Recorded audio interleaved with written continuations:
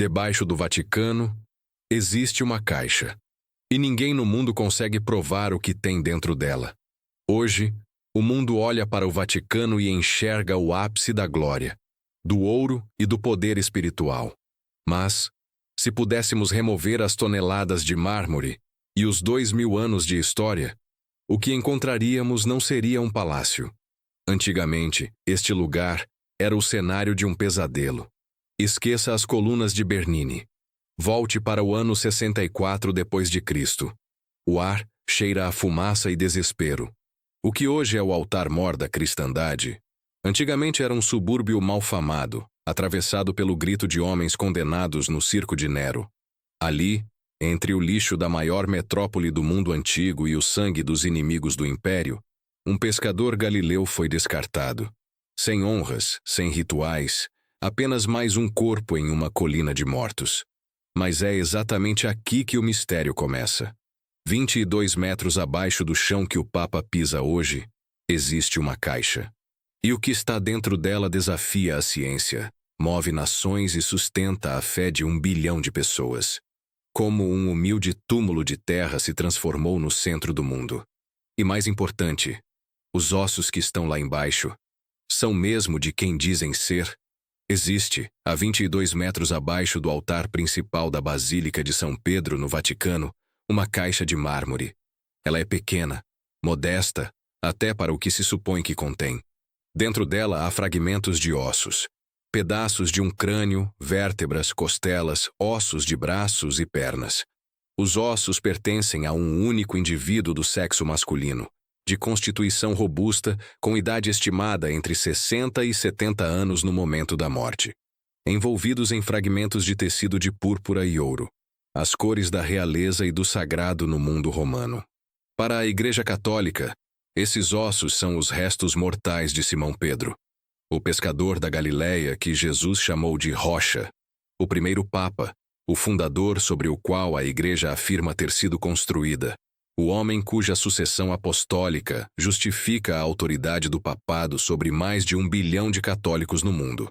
Em 1968, o Papa Paulo VI subiu ao púlpito de São Pedro e anunciou ao mundo que os ossos haviam sido identificados, que Pedro havia sido encontrado, que a tradição de 2000 anos havia sido confirmada pela ciência. Foi um momento de extraordinária magnitude religiosa e histórica. E é um momento que, quando examinado de perto, levanta mais perguntas do que respostas. Para entender por quê, é preciso começar não no Vaticano do século XX, mas numa colina à margem do rio Tibre no século I, e entender o que Roma era naquele momento, o que acontecia naquela colina específica, e por que alguém se importaria em enterrar um pescador galileu ali. A Roma do século I da era cristã era a maior cidade do mundo ocidental. 1 milhão de habitantes, talvez mais. Um labirinto de insulae. Prédios de apartamentos de vários andares que se inclinavam uns contra os outros sobre ruas estreitas e escuras. Aquedutos trazendo água de quilômetros de distância. Fóruns cobertos de mármore onde os oradores disputavam influência e os comerciantes negociavam fortunas.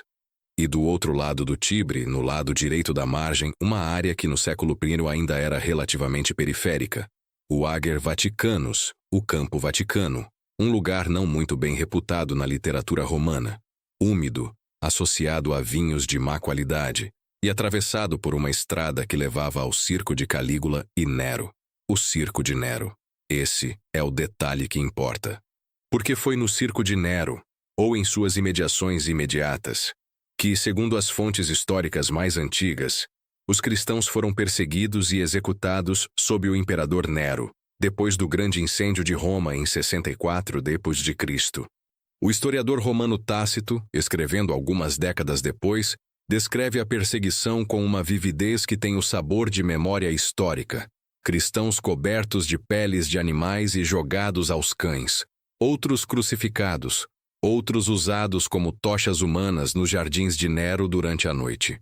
É nesse contexto de terror imperial que as fontes cristãs mais antigas colocam a morte de Pedro em Roma, crucificado de cabeça para baixo segundo a tradição, porque se recusou a morrer da mesma forma que seu Senhor. Ao lado do circo de Nero, havia uma necrópole, um cemitério romano do tipo que se desenvolvia ao longo das estradas principais fora das cidades, com tumbas de famílias ricas e sepultamentos mais modestos lado a lado.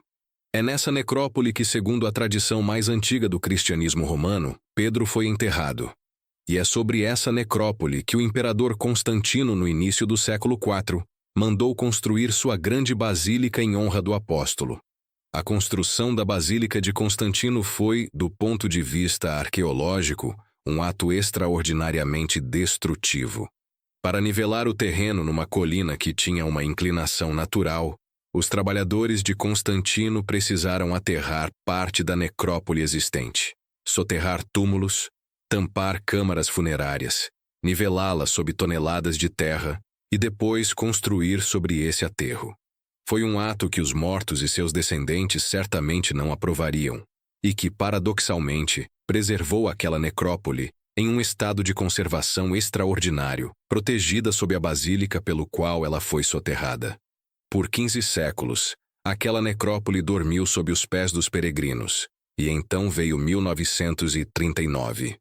O Papa Pio XII, recém-eleito, tomou uma decisão que poucos de seus predecessores haviam ousado tomar: autorizar escavações sistemáticas sob a Basílica de São Pedro.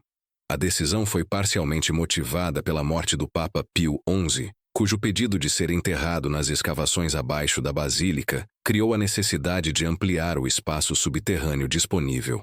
Mas havia também uma motivação mais profunda: a consciência de que as reivindicações da Igreja sobre a presença do túmulo de Pedro sob o altar principal nunca haviam sido verificadas arqueologicamente. A tradição dizia que Pedro estava ali, mas ninguém havia procurado de forma sistemática. A equipe de escavação, 4 arqueólogos jesuítas, trabalhando em condições extraordinariamente difíceis no espaço confinado abaixo da basílica, passou quase uma década removendo terra e abrindo câmaras. O que encontraram superou qualquer expectativa. Uma necrópole romana do século I ao III d.C., extraordinariamente bem preservada, com mausoléus familiares decorados com mosaicos, pinturas e inscrições que os identificavam como pertencentes a famílias de comerciantes e libertos romanos, pagãos e, nas camadas mais tardias, cristãos. Era uma janela para o mundo dos mortos da Roma imperial, de uma riqueza arqueológica imensa. E no centro de tudo, diretamente abaixo do altar principal da basílica, diretamente abaixo do ponto que a tradição identificava como o túmulo de Pedro, eles encontraram algo que os fez parar. Uma estrutura de alvenaria do século VI. 2 muros perpendiculares formando uma espécie de nicho, chamado pelos arqueólogos de Troféu de Gaio, porque um padre romano chamado Gaio, escrevendo por volta de 200 a.C., havia mencionado que podia mostrar os troféus dos apóstolos Pedro e Paulo em Roma. Troféu, no sentido que Gaio usava, significava memorial, um marcador sobre um túmulo. Aquela estrutura do século II era o memorial mais antigo fisicamente identificável, associado à tradição do túmulo de Pedro. Construída provavelmente entre 150 e 200 d.C., ela marcava um ponto no solo que a comunidade cristã de Roma já venerava naquele período como o local do sepultamento do apóstolo. Mas aqui está o problema que os arqueólogos encontraram e que nenhuma quantidade de entusiasmo religioso consegue resolver.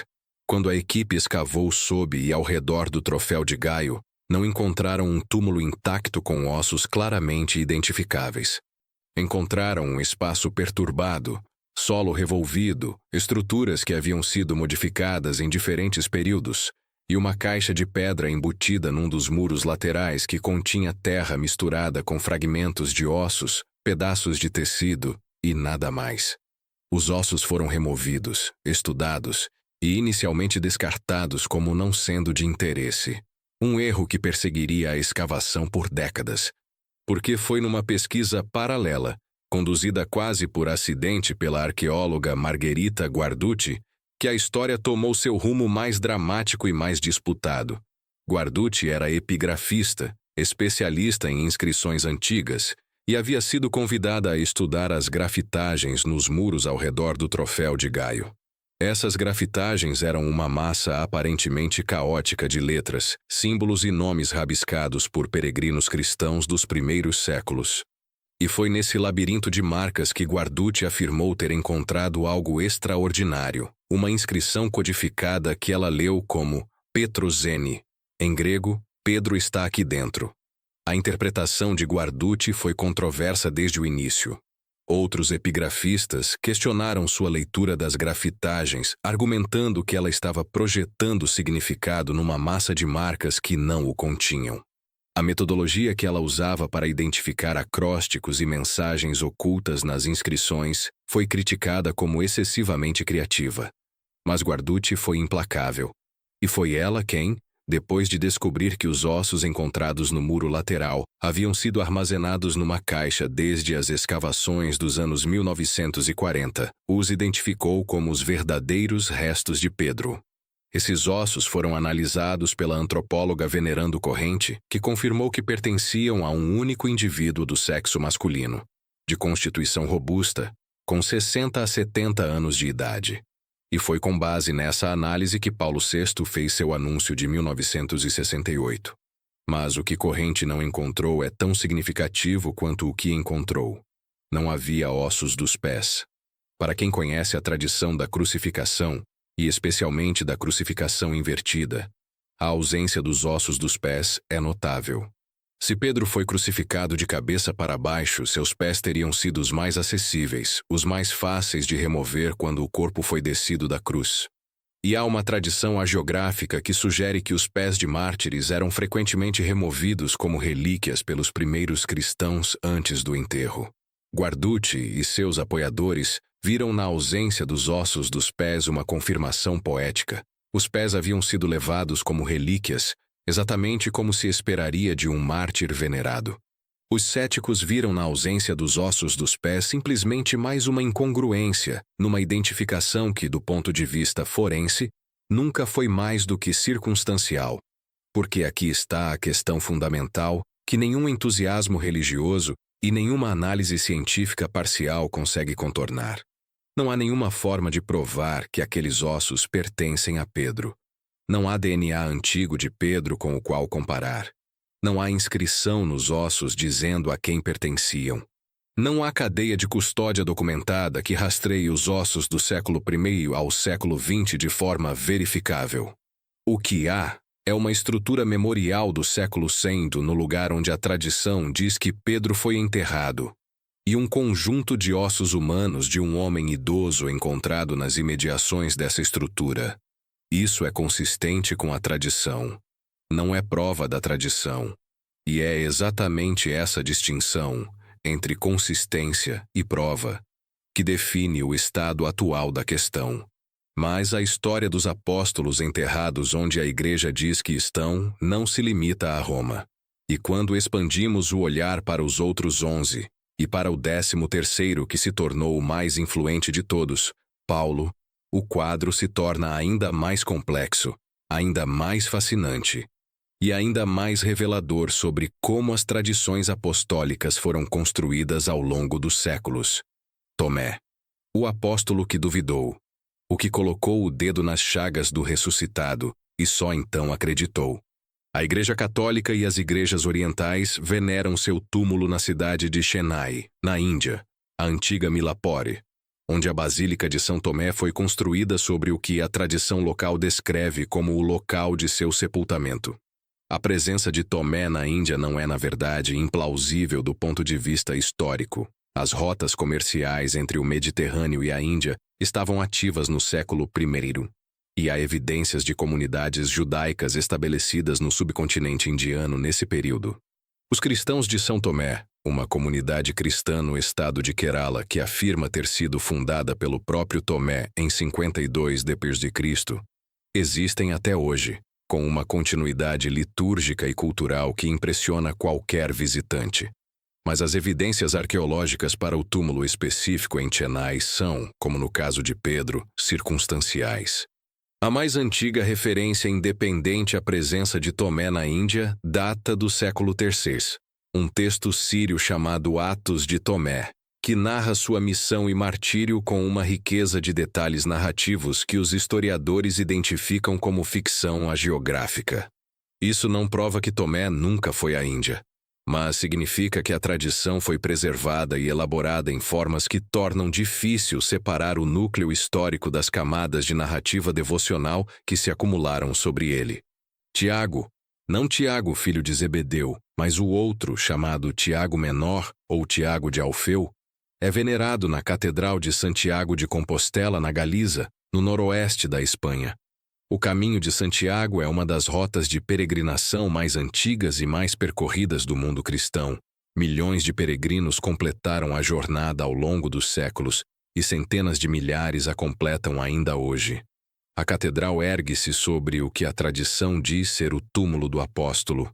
O problema histórico de Santiago de Compostela é ainda mais agudo do que o de Roma ou Chennai. O Novo Testamento diz que Tiago, filho de Zebedeu, o irmão de João, foi executado por Herodes Agripa em Jerusalém por volta de 44 d.C., tornando-se o primeiro dos 12 apóstolos a ser martirizado. Como seus restos mortais chegaram da Palestina ao extremo noroeste da Península Ibérica, é uma questão que a tradição responde com uma narrativa de milagres. O corpo foi colocado numa barca sem tripulação, que navegou milagrosamente pelo Mediterrâneo, passou pelo Estreito de Gibraltar e chegou à costa da Galiza, onde foi enterrado. Séculos depois, no início do século IX, um ermitão chamado Pelágio afirmou ter sido guiado por uma estrela até um campo onde ossos foram encontrados, e o bispo local identificou esses ossos como os de Tiago.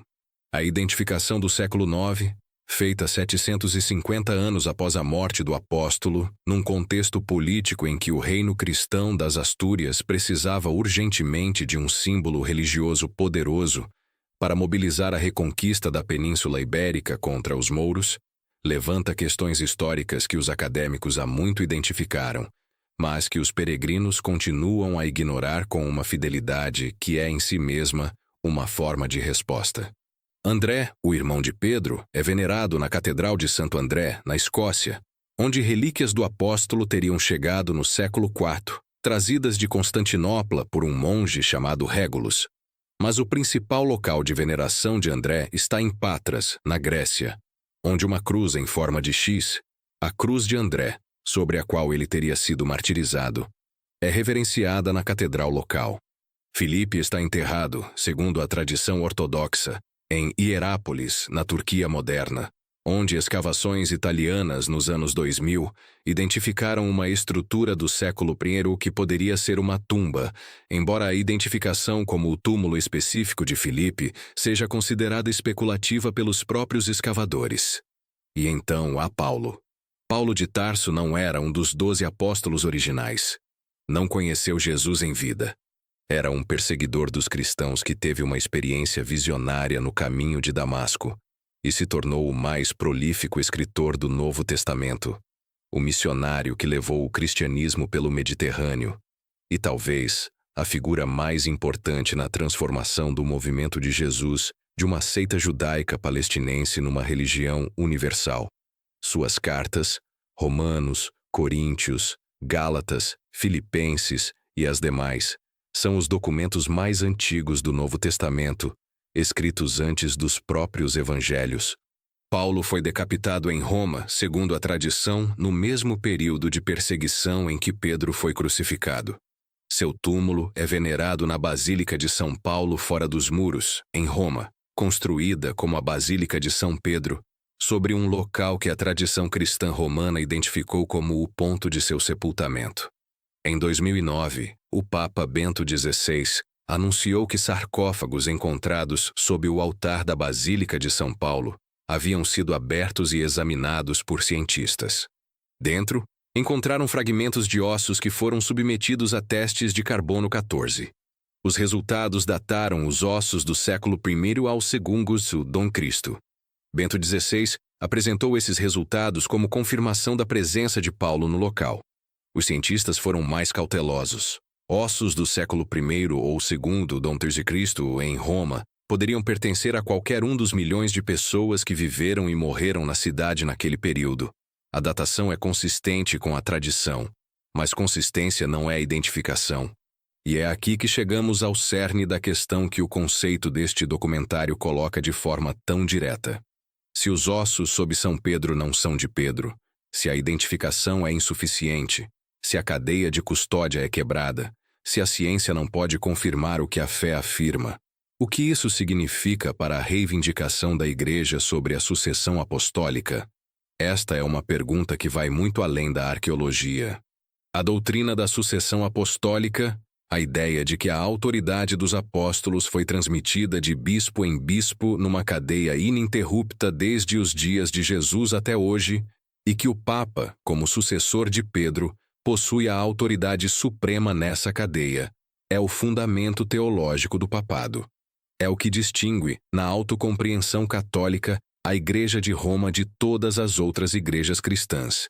E essa doutrina é formalmente independente da localização física dos ossos de Pedro. Isso é um ponto que teólogos católicos fazem questão de sublinhar. A sucessão apostólica não depende de que o Papa possa tocar os ossos de Pedro. Ela é uma transmissão de autoridade espiritual, não uma relação física com restos mortais. Mesmo que os ossos sob São Pedro se revelassem ser os de algum cidadão romano anônimo do século I, isso não invalidaria a doutrina da sucessão apostólica do ponto de vista teológico católico. Mas há algo mais sutil em jogo. Algo que não é sobre doutrina formal, mas sobre a textura da fé, sobre a relação entre o corpo e o sagrado, sobre o que significa para uma tradição religiosa saber que seu fundador está presente não apenas espiritualmente, mas fisicamente, num lugar específico desta terra.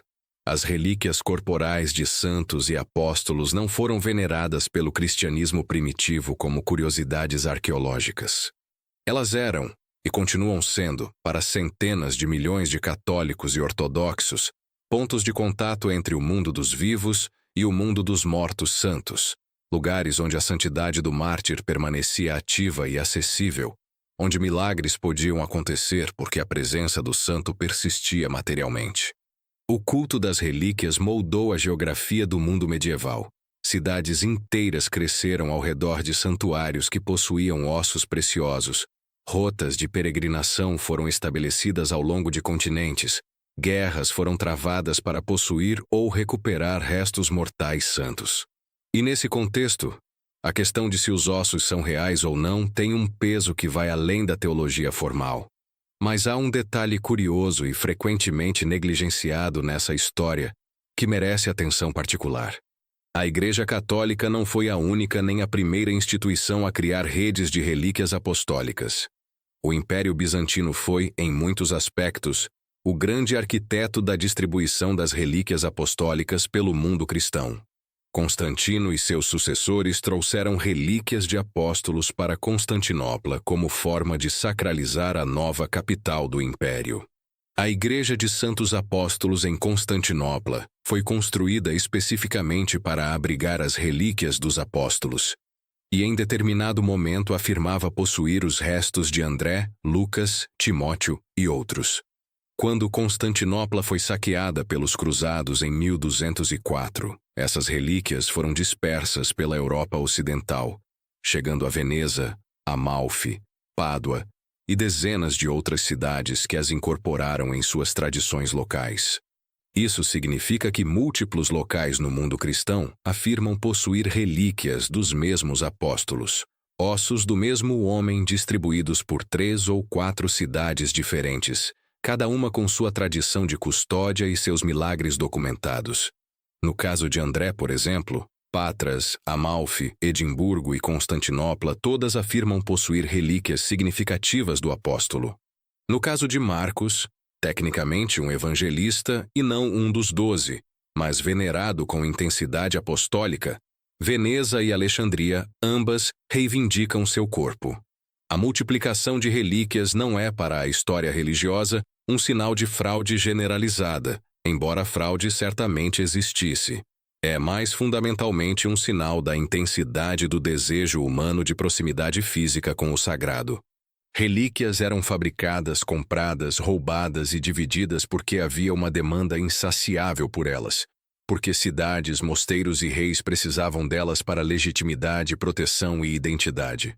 A economia medieval das relíquias era vasta, complexa e frequentemente não era escrupulosa sobre a autenticidade.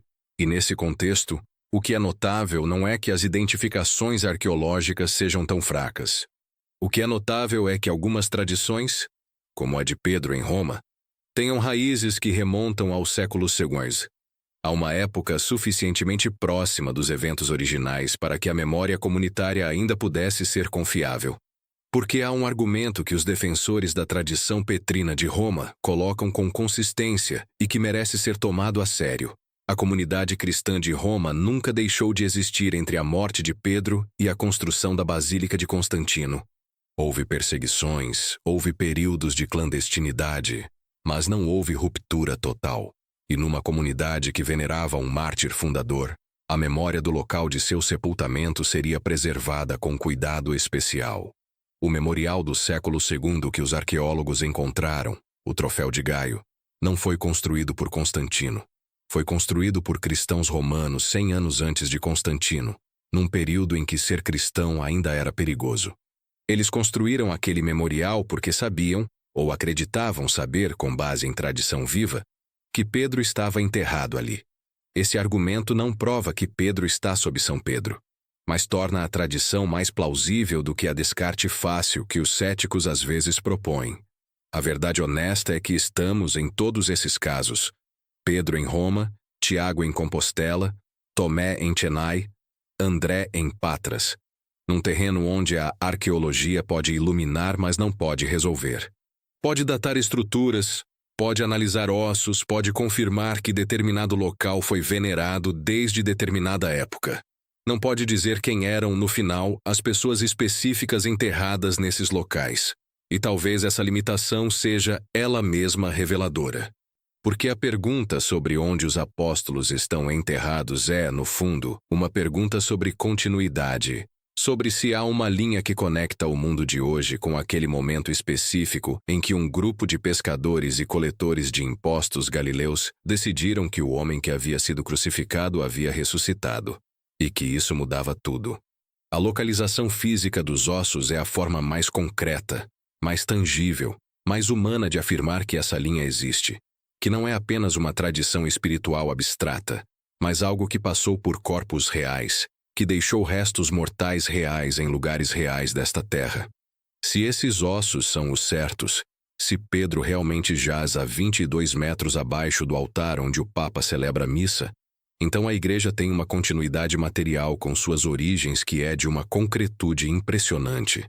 Se os ossos são de outra pessoa, um cidadão romano anônimo, um cristão primitivo sem nome, então o que a Igreja tem é algo diferente, mas não necessariamente menor. A memória de um lugar que geração após geração identificou como sagrado, e que essa identificação repetida, acumulada, transmitida através de séculos de fé e devoção, tornou sagrado de uma forma que talvez seja independente de qualquer verificação arqueológica. Os ossos na caixa de mármore continuam lá, a 22 metros abaixo do altar de São Pedro.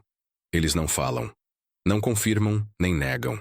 Guardam seu segredo com a indiferença perfeita dos mortos. E enquanto isso, acima deles, o maior edifício cristão do mundo continua recebendo peregrinos de todos os continentes, que descem as escadas, entram no corredor subterrâneo e chegam ao ponto mais próximo que os visitantes podem chegar daquela caixa de mármore. Eles ficam ali por um momento. Alguns rezam, alguns apenas olham. Nenhum deles sabe com certeza absoluta o que está do outro lado da pedra. E talvez seja exatamente assim que sempre foi, e sempre será.